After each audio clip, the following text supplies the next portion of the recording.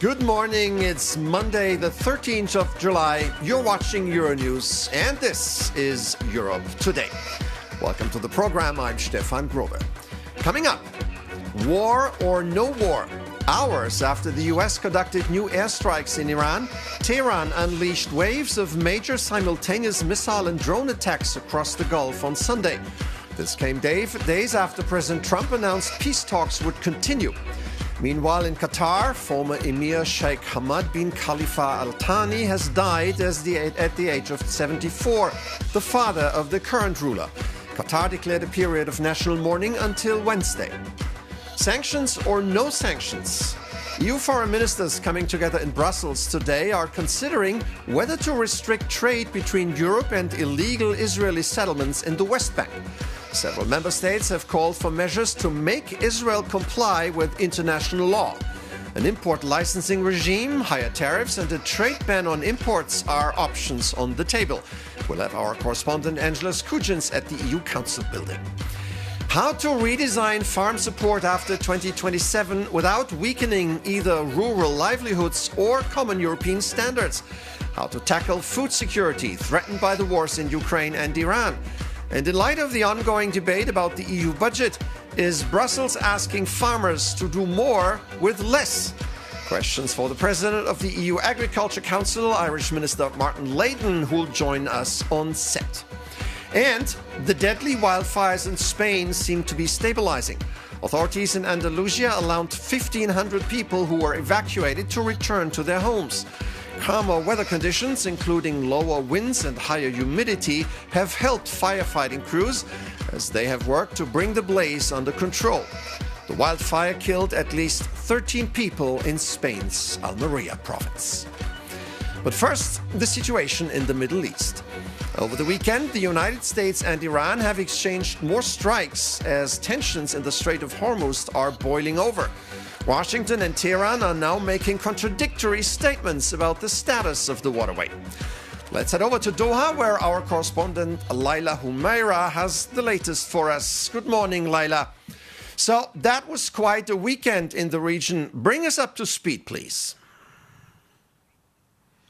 Good morning, Stefan. Yes, that's right. Gulf nations have once again found themselves on the front lines of this conflict and confrontation between the U.S. and Iran. Now, overnight, the U.S. conducted new airstrikes on southern Iran, prompting Tehran's retaliation against U.S. bases in the region. Now, just 24 hours ago, countries like Bahrain, Kuwait, the UAE, and here in Qatar had intercepted a barrage of missiles coming from Iran and activating those national emergency alerts. Now, Washington, on its part, said that those airstrikes it conducted in Iran over the weekend was in response to a ship that was attacked in the Strait of Hormuz by Iran. Now, here we see time and time again the events unfolding in the Strait of Hormuz become either a major sticking point in the negotiations or a major escalation point in the aggression and conflict between the U.S. and Iran. So that's where we stand, a heightened state of alert all over again in the Strait of Hormuz, and a big question mark over what this all means for the negotiations and peace talks. Stefan. And the Iranian attacks on the Gulf countries also came at what would turn out to be a sensitive and somber time in Qatar with the passing of the former ruler of the country. Laila, what's the mood like in Qatar right now? Yes, unfortunately, hours after intercepting those missiles from Iran, Qatari officials on Sunday morning announced the passing of the former ruler of Qatar, Sheikh Hamad bin Khalifa Al Thani. Messages of condolences have been pouring in from global leaders, heads of states, and it's worth noting that on the same day Qatar intercepted those missiles from Iran, it also received messages of condolences from Tehran through Abbas Araghchi, the foreign minister. Now, the late Sheikh Hamad is the father of the current Emir of Qatar, Sheikh Tamim bin Hamad Al Thani, but he's also known as the collective father of the entire state of Qatar, known as a visionary and essentially the architect of modern-day Qatar. So having said that, the mood here in Qatar this week will be one of a somber mood and one of reflection, reflecting on the life, the legacy, and the wisdom of a well-respected figure whose ideas and values helped shape Qatar and will continue to guide the country well into the future and for generations to come. Stefan. All right, Laila Humaira in Doha. Thank you for this update. A fight is brewing ahead of today's EU Foreign Affairs Council meeting in Brussels, where ministers are expected to debate whether the European Union should restrict or even ban trade with Israeli settlements in the occupied Palestinian territories. For more on this, I'm joined by our EU correspondent Angela Skujins, standing by at the European Council building in Brussels, where this debate is expected to occur. Good morning, Angela. Why don't you just fill us in, please? Good morning, Stefan. So yes, as these ministers stream in behind me for a Foreign Affairs Council meeting in the Belgian capital, I'll give you the backstory as to why this meeting is expected to be a spicy one. Last week, the EU executive, that's the European Commission, presented an options paper to the 27 capitals regarding what a crackdown on EU trade with illegal Israeli settlements could look like. This was first reported by Euronews. There is a certain precedent for this to occur. The last time the 27 EU heads of state met in Brussels for a European Council summit, they released a statement at the end, conclusions unilaterally condemning Israel for its ongoing expansionist activities in the occupied West Bank, while calling on that country to uphold its obligations under international law to protect those Palestinian communities. On top of this, we've heard the European Commissioner for Trade, Maros Šefčovič, as well as the EU's foreign policy chief, Kaja Kallas, stating these Israeli settlements undermine peace as well as the two-state solution. But what is on the table today are three potential options, the most controversial of which being a partial or outright trade ban between the EU and those Israeli settlements. But we're not expecting a concrete decision to be made today, but an opportunity for the European Commission to gauge the temperature among those foreign ministers regarding what option could be taken here. And Angela, it wouldn't be a wild guess if I said the discussion will become heated, right?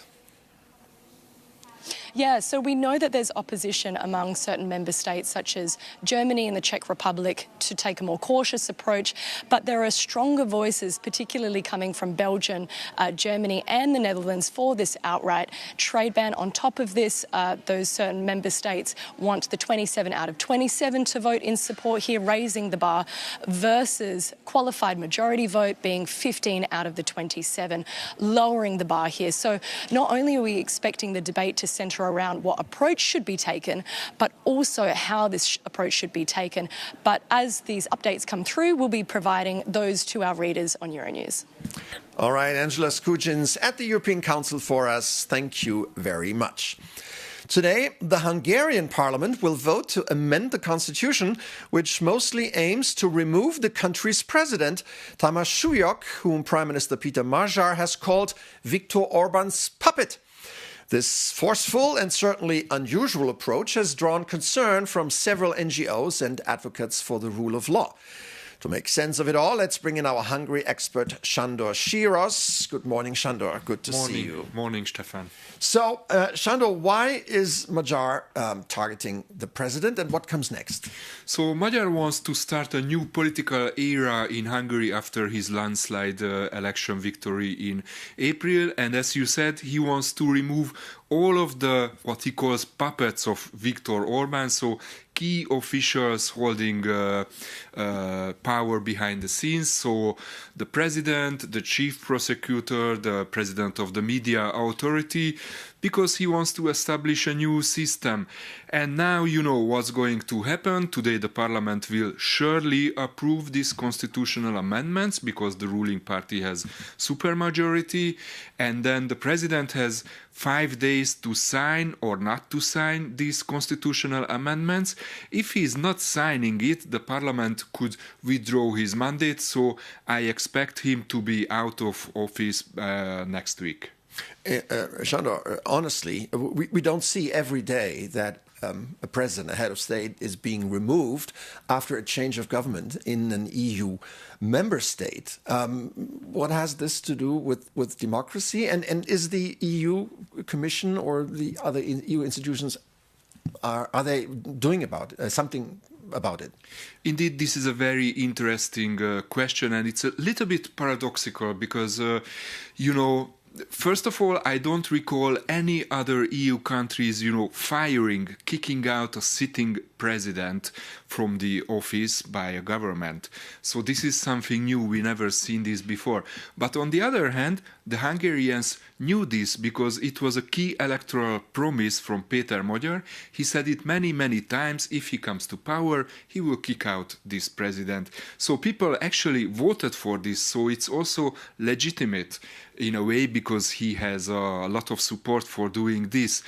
On the other hand, the opposition, Viktor Orbán's Fidesz party, thinks that this is the first step towards a dictatorship. They called for a protest last week. And on the other hand, what you asked about the European Union, so far the European Union is completely silent about this. They are saying they monitor the events. In my view, they are silently approving this move because they support Péter Magyar's government to make this democratic turn and to go towards the EU values. All right, Sándor Síros, as ever, great stuff. Thank you very much. As geopolitical tensions drive up energy prices and Europe's dependence on imported fossil fuels remains under scrutiny, the debate over the continent's energy future has taken on new urgency. In a special Euronews double interview, EU Energy Commissioner Dan Jurgensen and International Energy Agency Executive Director Fatih Birol argue that Europe's answer lies in accelerating electrification, expanding power grids, and making electricity cheaper than fossil fuels. They spoke to Euronews' Maria Tadeo, who started by asking them how they would reassure European citizens and businesses. So your message for Europeans who, again, they look at prices at the pump and they're going, oh, God, here we go again. And European companies is, we're not in a situation of panic yet. We can handle the summer. Well, first of all, we should never be in a situation of panic. I would say panic is not a good place to be. But we are in a very serious situation. And I'm not telling people or companies or businesses or decision makers not to be worried. There is, unfortunately, reason to be worried. But we can act, and we will act. One of the things that I am arguing, that we in the Commission are arguing, and that Fatih Birol is supporting, is we really need to do whatever we can to electrify our economies as fast as we can. Because there's many things we can do to be independent of fossils. Many of them takes years, but electrification is something that you can do and that will have an immediate effect. Well, the Europeans have also said they will not pay for passage, but as it stands, do you now begin to factor a scenario in which, and I know it's extreme, but do you think $100 a barrel oil is possible? What numbers are you looking at in terms of your new scenarios? Yeah. It is. There are so many uncertainties, but the uncertainties are not related to the energy sector. It is related to the politics and what is happening in the conflict over there. If Hormuz is closed again, we may see upward pressure on the prices with significant implications on the economies. And you have a number in mind? Is in your conversations with the Commissioner, did you say be prepared to this level? I don't need to tell the Commission is always well prepared, but I can tell you that the entire world should be prepared for the worst case, which we hope will not materialize, but we really need to be prepared for this worst case scenario. And what does worst case mean? If the Hormuz is closed again. and prices go up to a particular level? Where do you see a trigger point? If you push the prices up today, it is $75 and so on, and it may really push the price up if the Hormuz Strait is closed once again. What is the key now for Europe to be able to have homegrown energy at an affordable price? Because what companies in across Europe continue to say is competing on the energy front with the U.S., which is pretty much self-reliant, and the Chinese, is very difficult. So here, the main option we have is electrification. We have to electrify our energy, our economy as much as possible, which means more electric cars, more heat pumps, industry more electrified, and because we can generate the renewables, solar, wind, also nuclear power and others at home here, and therefore reduce our vulnerabilities vis-à-vis what is happening in this country, that country, as much as possible. In my view, this should be at the center of the European energy strategy. Maria Tadeo there speaking to EU Energy Commissioner Dan Jorgensen and IEA Executive Director Fatih Birol. As wars and trade tensions reshape global markets, Europe's food security is once again under pressure. The conflict involving Iran has sent fertilizer prices climbing, raising fresh concerns for farmers and consumers alike. At the same time, Brussels is negotiating its next long-term budget with the future of the common agricultural policy at the center of a fierce political battle. For first-hand insights, I'm now joined by Ireland's Minister for Agriculture, Martin Hayden. Good morning, sir, and thanks for coming on the show. Good morning, Stefan. Good to be here. Great. So let me ask you, is food security today as important as energy security? Absolutely. It's, we look at energy security and the lessons learned from the illegal invasion of Ukraine in 2022. Similarly, the discussion you've just had about the Straits of Hormuz and the challenge we have, food security and those vulnerabilities in Europe are to the forefront of everybody's mind now in terms of where we get our core ingredients from. So in terms of the Irish presidency of the EU for the next 6 months, we have 3 overarching priorities of competitiveness, values and security. And from my perspective, chairing the Agri-Fish Council for the next 6 months, security and food security and the contribution of our farmers and our fishermen and women all over Europe is not in conflict with other elements of the security debate, but is an integral part of it.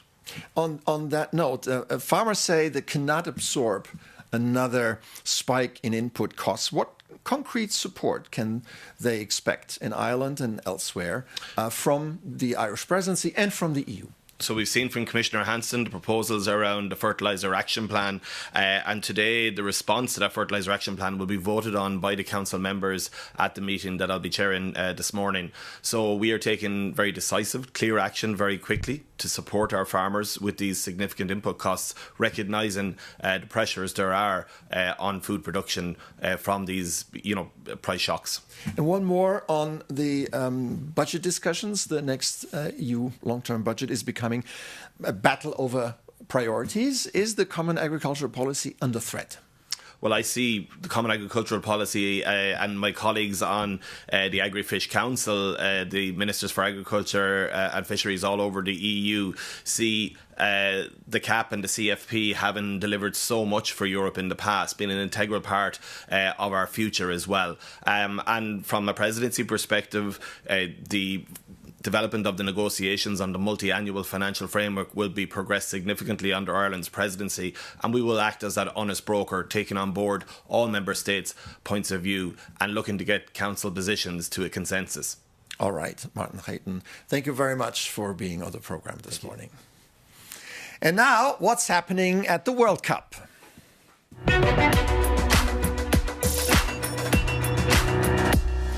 Here we are. What started out as the biggest tournament ever with many exciting newcomers from Africa and the Middle East has become the sole affair of global football royalty. The last 4 teams have all won the World Cup before. In the first semi-final Tuesday in Dallas, twice champion France will play against Spain, the winner of 2010. The French beat Morocco 2-0 to advance. Spain prevailed 2-1 in extra time after a thrilling match against the valiant Belgians. So, a nice match between friends and neighbors? Not at all.